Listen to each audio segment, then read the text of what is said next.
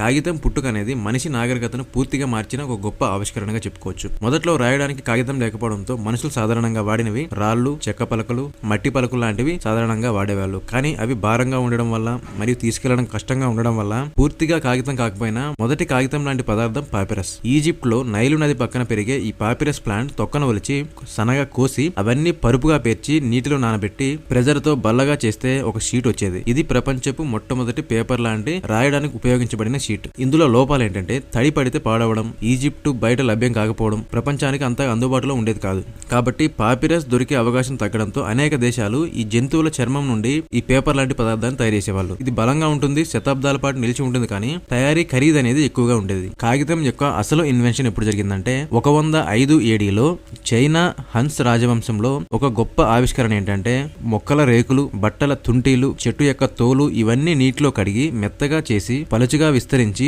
ఆరబెట్టిన ఒక కొత్త పదార్థం వస్తుంది. వాటిని ఉడికించి గుజ్జుగా తయారు చేసి బల్లపై పరుచుకొని ఆరబెట్టి మొదటి నిజమైన కాగితం తయారు చేయడం జరిగింది. ఇదే మనం ఉపయోగిస్తున్న పేపర్ కు బేస్. చైనా అనేది ఈ టెక్నిక్ ను 500 సంవత్సరాలు రహస్యంగా ఉంచింది. చైనా నుండి పేపర్ టెక్నిక్ సిల్క్ రూట్ ద్వారా ఇస్లామిక్ దేశాలకు చేరింది. ఉజ్బెకిస్తాన్ లో మొదటి పెద్ద పేపర్ ఫ్యాక్టరీ 705 ఏడిలో ఏర్పడింది. తర్వాత అది ఇరాన్, ఇరాక్, టర్కీ, ఈజిప్ట్ ఇలా వ్యాప్తి చెందడం జరిగింది. ఇక్కడ ప్రజలు వాటర్ మిల్స్ ను పెట్టి పేపర్ ప్రొడక్షన్ ని వేగంగా చేశారు. యూరోప్ లో పేపర్ స్పెయిన్ ద్వారా ప్రవేశించింది. అంటే అక్కడ ప్రజలు కొత్త మెథడ్స్ తీసుకొచ్చారు. అంటే water wheels machine, cotton line rack, strong sheet ఇవన్నీ తీసుకురావడం జరిగింది. ఈ కాలంలోనే పుస్తకాల ప్రింటింగ్ మరియు పేపర్స్ అనేవి అవసరంగా మారాయి. 19వ శతాబ్దంలో ఒక గొప్ప మార్పు వచ్చింది.